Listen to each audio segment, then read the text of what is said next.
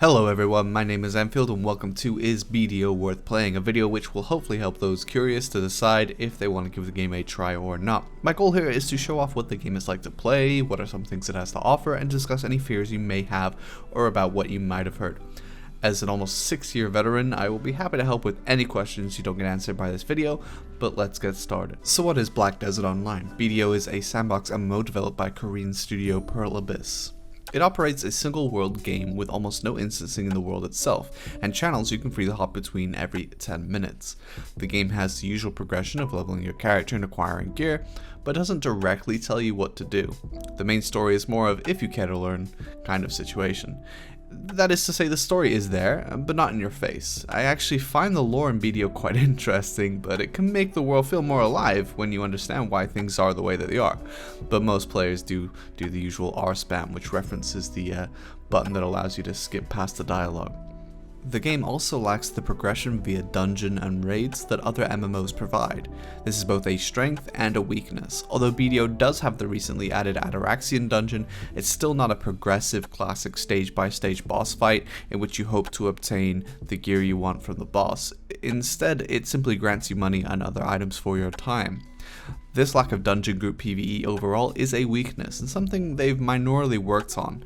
However, because you are not reliant on groups to obtain your character's gear and progression, the game leaves it entirely up to you to do so. In fact, remarkably, for a Korean game especially, BDO has progression routes, if you choose to do so, that are entirely non-RNG based. Allow me to explain. BDO doesn't allow player-to-player trading, which does have some downsides when you consider how cool that can be in certain situations, but it does mean that bots and gold sellers have a much harder time. Instead, players buy and sell in a central market, which has controlled pricing to avoid abuse. Furthermore, the value of your gear is actually the level to which it has been enhanced, not just a slapped with a default stat when it's dropped. But since it is all sellable on the market, you can gather silver whichever way you prefer and then simply buy the item you want. Someone of course has to enhance it in the first place and sell it for you to be able to buy it, but people do it. So if you don't enjoy enhancing and dealing with RNG and aren't tempted by the highs of getting a difficult upgrade, you can simply buy the gear with your hard-earned silver, which for most of us who lack the RNG's blessing is often a far cheaper route. I'll give an example. I want to get a high-end necklace to the maximum level it can be enhanced, which is called Pen. But to buy this item currently on the EU market, it's 65 billion silver. But having chosen to enhance this one item, I have subsequently failed it 17 times at a 10% chance. Each attempt cost me about 6 billion, so you can do the math on that one.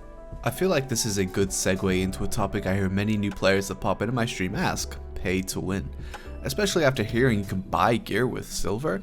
It's true, BDO has pay to win elements. However, it's not as bad as you might think. First, to pay to win on BDO via the Pearl shop, which is the cash shop, you'll actually, to actually make meaningful progression, you would have to be obscenely wealthy. Which, if you are, you can check out my stream at twitch.tv/AnfieldW to support my content.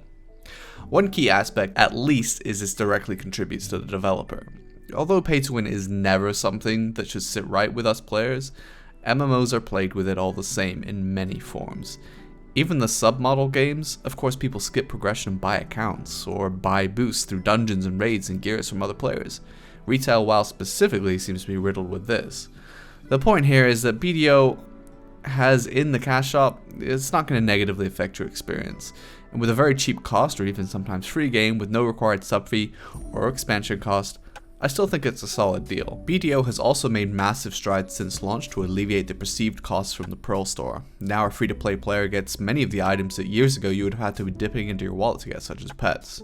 Considering gaming is a hobby and often relatively cheap one comparatively, you may end up, like many, sinking thousands of hours into the game, and maybe you want to treat yourself to a tent or increased weight limit or something, but the main point is that you can get away without any of that, and you won't be severely punished for it. Speaking about all this gear may have given you trepidation about starting, as it can seem impossible as a newer player in many MMOs to catch up to the game's veterans. BDO has always adjusted the game as people have progressed to help new players catch up, but with the introduction of seasons, this has only gotten easier. Each season you are allowed to make one seasonal character, which has access to the season unique channels, season unique gear, and at the end of the season, or earlier when it becomes available, your seasonal character can then graduate to become a normal character. The progression system provided by seasonals has been an enormous help, and PA has continually monitored for needs to give newer players or returning players a boost. BDO has a lot of characters. The character customization as well is among the best, if not the best in the business. You can spend hours on this alone, as well as just taking from beauty albums that the game provides that other players have made. However, characters are gender locked, and this is a big negative for some people. Alongside the huge cast of characters to choose from, you also have specializations, which essentially decide how your character plays. These are called Awakening and Succession. But you make this choice at level 56, but you can swap between, so don't worry about that.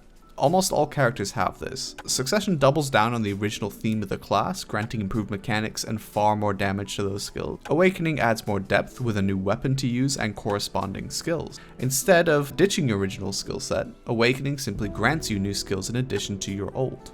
You may also be curious about class dynamics. Well, BDO has no holy trinity, so you won't really be rolling for a tank, DPS, or healer. The exception to this is Shy, whose PvP damage is a meme, but has incredible PvP support abilities as well as in PvE. Ironically, its heals are lackluster though. You can roll some other classes for support abilities, such as Wizard and Witch, who have, but shouldn't have, broken heals, don't at me. Among other support skills, Valkyrie also has some heal, and other support like accuracy and damage reduction buff, which Wizard and Witch also have by the way. You could also roll a tanky class. Some classes fulfill this role quite well, and players of these classes often choose to forego the DPS gear in large scale PvP and layer on that DP or damage protection gear or some kind of hybrid set, and become a massive nuisance to their enemies by soaking up big damage and by applying slows, CC, or otherwise impairing things on their victims. Some classes that are well suited here in no particular order are Corsair Succession, Valkyrie, Nova Succession, Shy, although she just builds it primarily to support for longer, Guardian, Mystic, Striker, and sometimes Wizard and Witch. The game's combat is, in my opinion, the best there is for MMOs. The game uses action combat and combos that might be more familiar to fighting games, but make no mistake about its fluidity and feel. Every skill you cast, you will feel the weight behind it. This can be a culture shock, especially for those of you that are used to tap targeting MMOs, but believe me, when you get the feel for it, then it'll be hard to go back. The skills also have impressive effects, which tie in nicely with the game's gorgeous visuals. For those who simply like to explore a new game for its world and aesthetics, BDO will give you countless hours of discovery fun. Each major region has its own unique flair, and often its own biome. In real life, I'm more of a woodsy type person, and I hate the heat and the desert, yet in BDO I count Valencia, the game's desert region, as one of my favorites.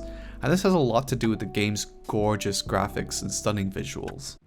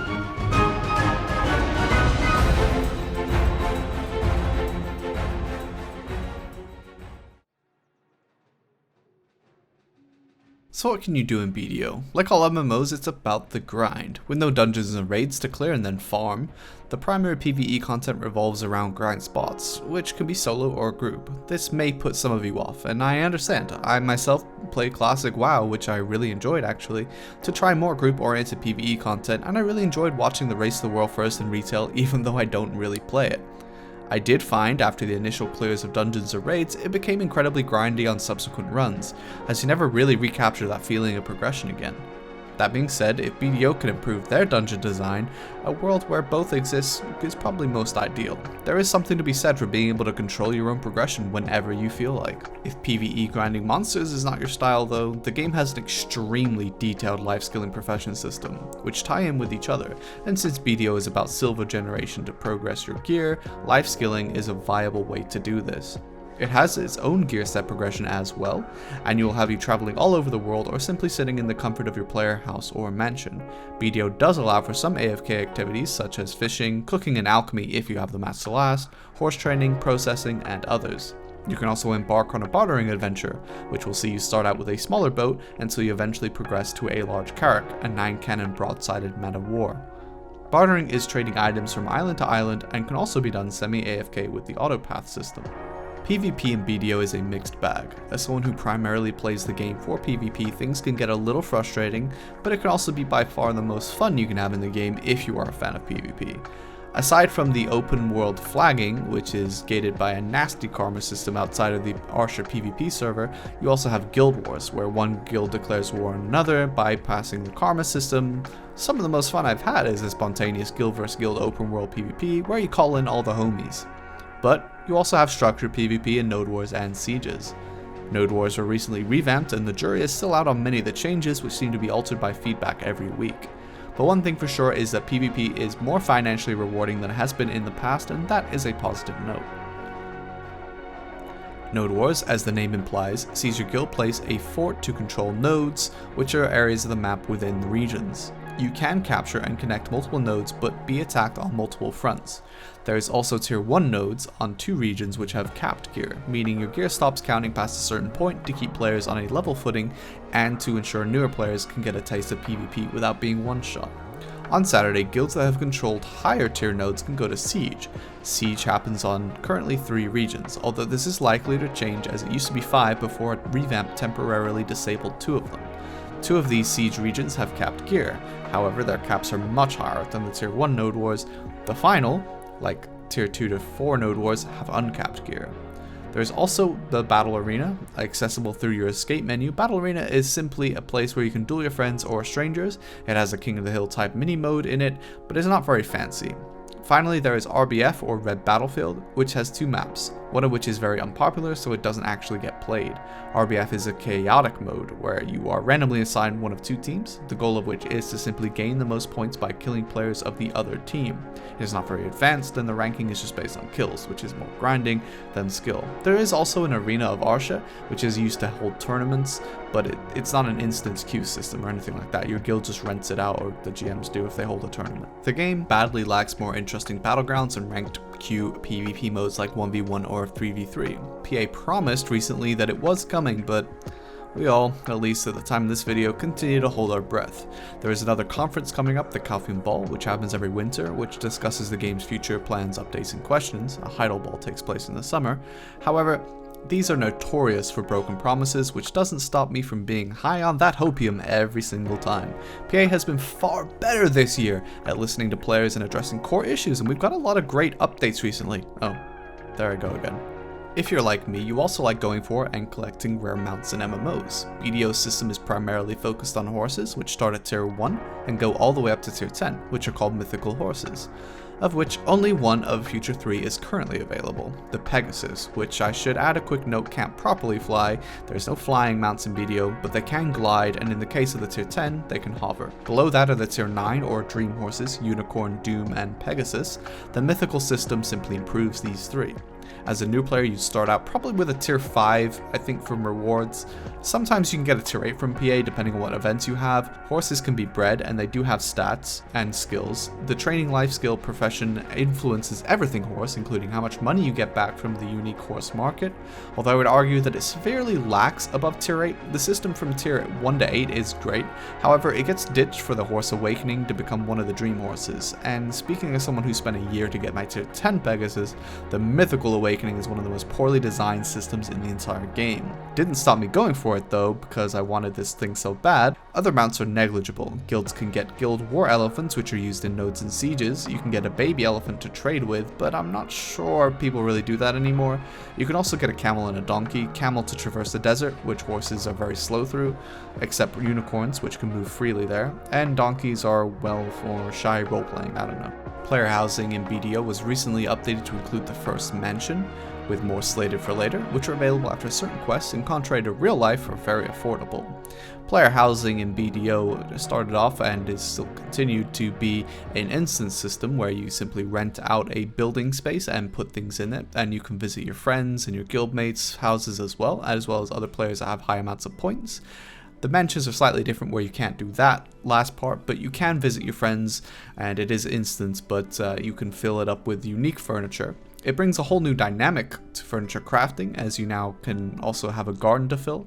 They're being updated with feedback, and as players currently point out, there are some obvious features that should be included to mansions. I myself, a brainlet PvEer and PvPer that I am, have been working on my own mansion, which after an enjoyable, although costly hedgerow maze in which I trapped a streamer friend of mine in. Sorry, yeah. Jules. No, that is the... No, wait! That is...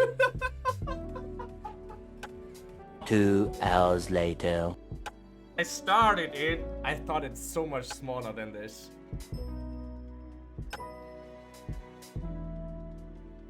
Got me into life skilling that I've not done really for the past 4 years.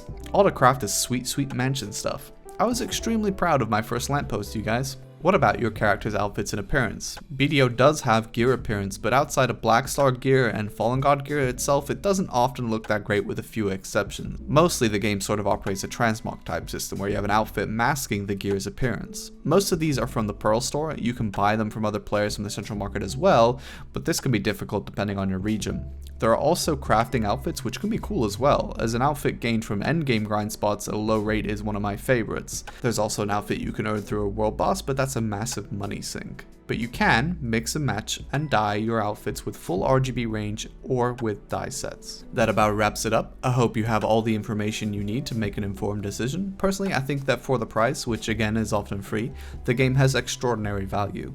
But there are downsides, like I mentioned, like gender locking, lack of advanced PvE content like WoW or Final Fantasy, lack of arena queue and ranking, although the latter two are being worked on, pay to win elements, and the rest. But in my biased, perhaps opinion, the pros far outweigh the cons. Frankly, I respect the taste of anyone and whatever MMO you prefer, but not people that unironically are still trying to enjoy New World.